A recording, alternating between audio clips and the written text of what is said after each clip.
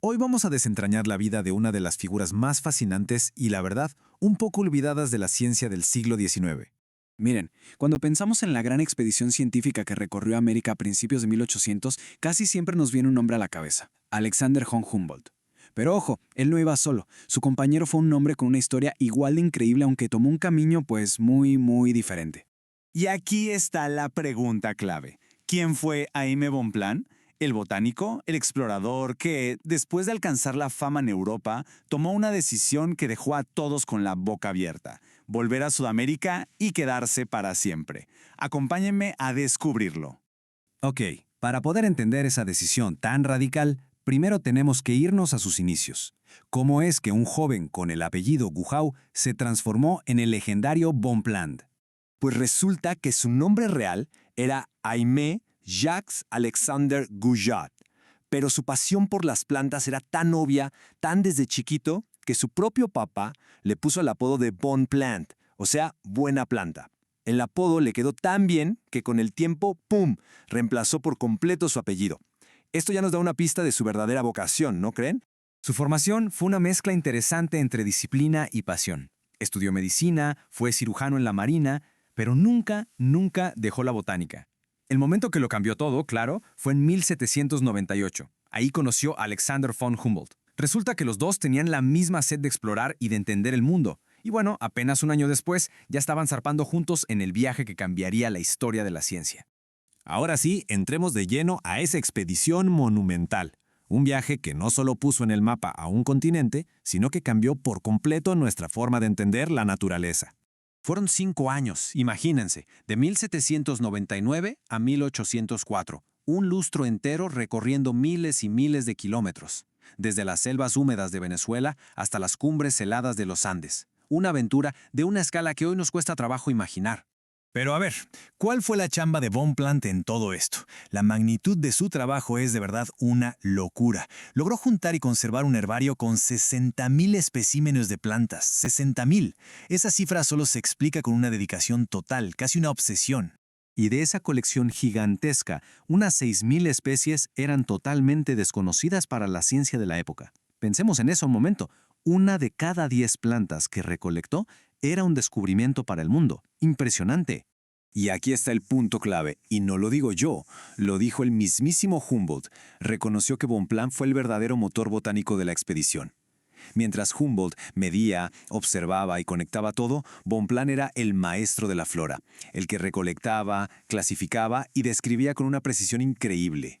Cuando volvió a Europa, a Bonpland lo recibieron como un héroe. Tenía todo lo que un científico de su época podía soñar. Pero algo de América se le había metido muy adentro.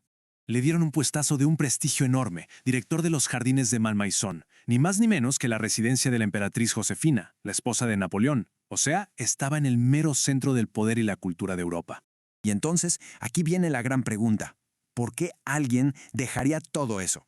¿Qué lo pudo haber motivado a abandonar una vida de lujos, honores y comodidad para volver a un continente que, en teoría, ya había explorado de arriba abajo? La respuesta se resume en una palabra: obsesión.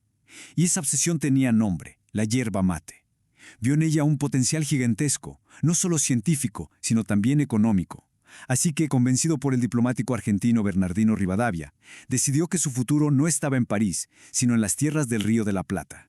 Y para 1817 ya se había mudado a Buenos Aires. Y es justo aquí donde su historia da un giro que parece sacado de una novela de aventuras.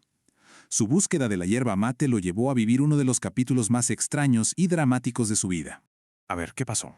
Bonpland fundó una colonia en Santa Ana para cultivar yerba mate a lo grande. El problema es que esto fue visto como una amenaza directa al monopolio que controlaba con mano de hierro el dictador de Paraguay, el Dr. Francia. Y la respuesta fue brutal. En 1821, sus tropas destruyeron la colonia y Bonpland fue secuestrado. Y aquí viene la gran paradoja. Por un lado, sí, era un prisionero, completamente aislado del mundo y sin poder salir del país. ¿Pero qué creen? En su cautiverio, Bonpland no se quedó de brazos cruzados. Usó todo su conocimiento, fundó un hospital, una destilería, le enseñó a la gente de ahí mejores técnicas agrícolas y se ganó un respeto profundo. Lo empezaron a llamar Caray Arandú, que en guaraní significa hombre sabio. Estuvo así 9 largos años, una década entera de su vida siendo prisionero y pionero al mismo tiempo. Finalmente, en 1831, tan de repente como lo capturaron, lo liberaron. Libre de nuevo y ya con casi 60 años, todo el mundo esperaba su regreso triunfal a Europa. Pero Bonpland tomó la decisión que lo definiría para siempre, una elección que sellaría su leyenda. Y es que vean nomás lo que le esperaba en Europa. Una pensión de por vida de Francia, la Legión de Honor, un puesto en la Academia de Ciencias de París, hasta condecoraciones de la realeza de Prusia. Era el camino lógico, el regreso del héroe a casa. Pero él eligió quedarse. Y esta frase lo resume a la perfección. Dejó de ser prisionero de un dictador para convertirse en un prisionero voluntario, atado por un amor profundo a la tierra, a la naturaleza y a la gente de Sudamérica. Y así fue. Pasó sus últimas décadas de vida en la provincia de Corrientes, en Argentina.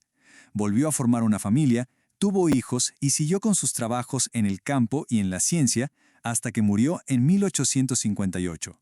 Murió en un pueblito que, como máximo honor, hoy se llama como él, Bonpland. Y con esto cerramos. La historia de Bonpland nos deja con una reflexión bien interesante, ¿no? Mientras Humboldt analizó el mundo como un gran sistema y regresó a Europa para contarlo, Bonpland eligió quedarse, integrarse, vivir y morir en el continente que lo enamoró. Su legado no es solo de observación, es de pertenencia. Y eso nos hace preguntarnos, ¿qué tipo de contribución tiene más peso al final? La respuesta quizá dice mucho sobre lo que valoramos en la ciencia y pues en la vida misma.